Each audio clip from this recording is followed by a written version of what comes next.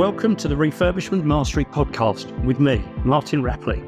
If you're a property investor who is worried about paying too much for your next property, concerned that you don't know how to manage a refurb, or scared that you will be ripped off by a builder, then this is for you. In this podcast, I share over 30 years of experience of managing refurbishments and conversions to help you make more profit, save your time, and ultimately enjoy the process. On with the podcast.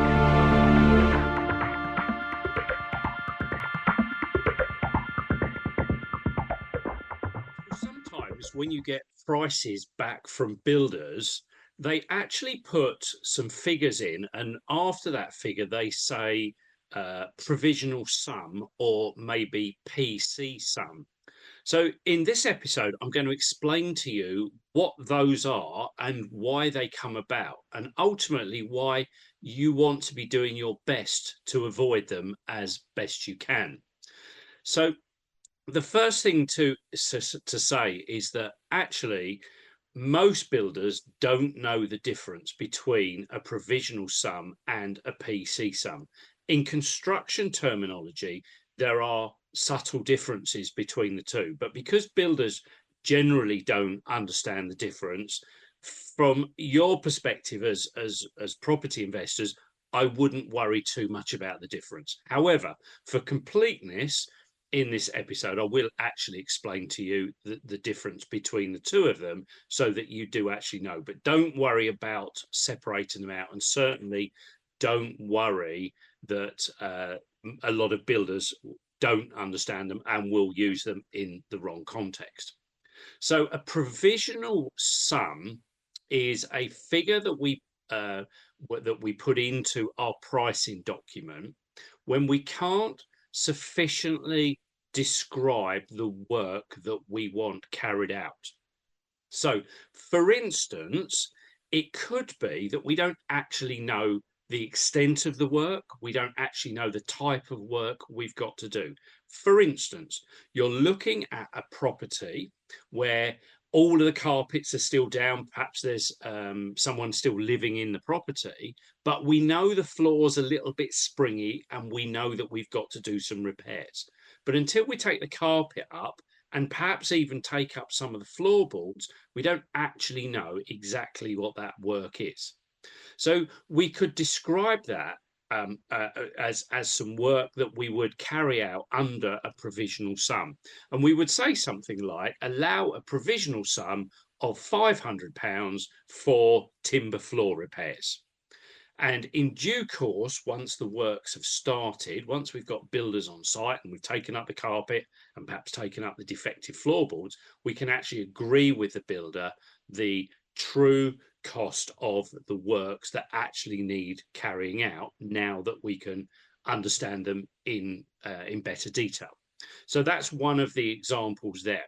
We may actually have, and this is very, very common, that we may actually have a situation where until we can fully get into a property and actually test things properly, we don't necessarily know how much plaster might come off the wall.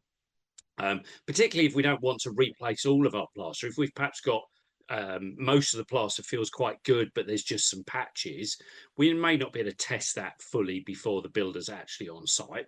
So again, we may say allow a provisional sum for hacking off and repairing defective plaster, and we may put a price of, say, £1,000 against that, subject to a survey once the builder actually starts. So those are provisional sums when we don't know exactly what we need to do, and we don't know necessarily the extent of the works, and there's just uncertainty around what that item is. But we know that we're going to need some works of that nature. So they're provisional sums. PC sums are, PC stands for prime cost. PC sums are where we know the scope of work, but we don't actually know the cost of part of that work. And the typical place where this comes about, say, for instance, could be when we're tiling a bathroom. So we know we can describe that we want tiles on all of the walls. We can describe that we want large profile tiles. We can say that we want it grouted. We know the tiles get glued to the wall, so we can describe all of that. We just don't know exactly which tiles we actually want to buy for this particular bathroom. However, we could say allow a PC sum of £20 per square metre for the supply of the tiles. So now we've got a price from our builder for doing the whole of this tiling in the bathroom on the basis that the tiles are £20 a square metre. And if we choose tiles that are £18 a square metre, then we get £2 a square metre back from the builder. We pay the builder £2 a square metre less. And if we, of course, buy tiles that are £25 a square metre, we know that we've got to pay the builder £5 per square metre extra for buying those more expensive tiles for us. A second example could be that we know that we're going to install a new kitchen. The architect has, by and large, put the details on the drawings, or maybe you've got some layout drawings from a kitchen company, but you haven't exactly chosen the exact items that you need. We pretty much know what's going in, but we haven't. You perhaps haven't chosen the specification of the worktop. You may not have chosen some of the appliances and things like that. And some of the extra little fixtures and fittings. So we could say again, allow a PC sum of £2,500 for the supply of the kitchen until it's designed. So those are the situations where we would come across provisional sums and PC sums. And ideally, we don't want any builders to be inserting those into our schedule of works.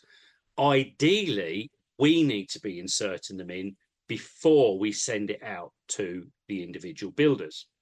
So the first thing to say is, as much as possible, we want to be removing these because, of course, provisional sums and PC sums are both risk items, particularly provisional sums. So if we can, we want to actually be exposing as much of the property as we can and trying to give the builder sufficient information to be able to price. But that absolutely isn't always possible. And sometimes the trade-off of tendering a project quickly, which of course in theory means that we start quicker and finish quicker, which has got its own benefits, can sometimes have the negative that we have to have more provisional sums.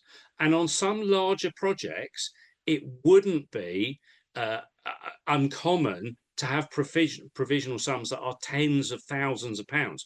And I've been involved with projects that are £1 million, and £100,000 of it has been provisional sums because elements can't be designed, or the speed that we want to turn things around means that we haven't actually got everything designed in advance. But as best we can, we want to be designing as much, getting as much clarity as we can in advance to reduce the risk of needing to put in a provisional sum. Let's jumping in to make sure that you have everything you need. Now, in a number of these podcasts, you would have heard me talk about my community, and I want to ensure that you know how you can join that community. Obviously, within these podcasts, there's a limit to the detail I can go into the recording, and of course, a lot of things are very generic. So what if you had access to join me on a Zoom call for 90 minutes every single week in a group coaching environment? You could get your questions answered whenever they come up and learn from other members' questions. Plus, you also get 10 hours of training videos, an HMO refurbishment case study, some sample documents and checklists that will help you run your projects far more effectively. Membership of my community is just £89 a month. You get the first month free, and you can also cancel anytime after that. Plus, as a listener of this podcast, there's a promo code to help you save £20 every single month that you remain a member. So just make a note of VIP discount 20, VIP discount 20, all in capital letters, and put that into the checkout. You'll find the checkout on my website, www.refurbishmentmastery.com. Scroll down the page, you'll find the link for the Project Management Accelerator. Use the promo code VIP discount 20 and you'll be signed up at just £69 a month. I look forward to seeing you in that community very, very soon. Now back to the podcast. So if when you're writing your schedule of works, there's elements that you believe you can't describe properly because no one can describe them properly, because as I say, the carpet's not up, or we haven't started some of the work, and we haven't stripped things out, so we don't know what's going on. Then my advice is that you actually insert a provisional sum. So you say to the builders in your schedule of works, allow a provisional sum for floor repairs subject to survey, and you put an indicative figure against where you hope that work to be price wise, but perhaps a little bit lower. I would normally go a little bit lower than I'm expecting, because we don't want builders thinking that there's pots of money and lots of spare money for them to actually spend on these works when we've done that survey and when we've understood where we're going. Now, the advantage of us putting a figure in is we now know that all of our contractors are pricing on exactly the same basis. Every single contractor has allowed £500 for those floor repairs. So now we know that the bottom line figures from all of those contractors are actually totally comparable because everyone has got the same line in. Whereas if we don't put that figure in, if we just say to contractors, allow for floor repairs as necessary, for instance, because contractors may not be able to understand the extent of that, one of them's going to put in provisional sum £500, fine. Another one might say, well, I've taken a bit of a punt. I think £1,000 will cover the whole thing. So now we've got a provisional sum against a lump sum £1,000. Another builder doesn't price it at all because they say more information needed. They haven't priced it. So now we've got the prices that are not comparable because three builders have dealt with the same thing in three different ways. So if you put in that provisional sum, you've now got some control and knowledge that all of the builders are pricing on the same basis. And the other thing is now that the builders have got some kind of idea of the extent of the work, because clearly £500 of floor repairs is a relatively small job, probably 2 to 3 days worth of work and some materials. So the builders now got this perception and can, when they're giving you a program, a duration for the project, they're factoring in 2 to 3 days of floor repairs in here, as opposed to if you put in, say, £2,000 of floor repairs, they're now thinking, okay, so I've got, a week and a bit's worth of floor repairs, a lot more substantial. It's going to make the project a little bit longer, and maybe a little bit more complex as a result. So by you putting a figure in, they're getting a little bit of an idea on how much you think that work is, and they're getting they're able to factor that into the program of works. Now, you might say to me, well, what's the point of putting in? Why don't I just leave it and say floor repairs to be assessed later on?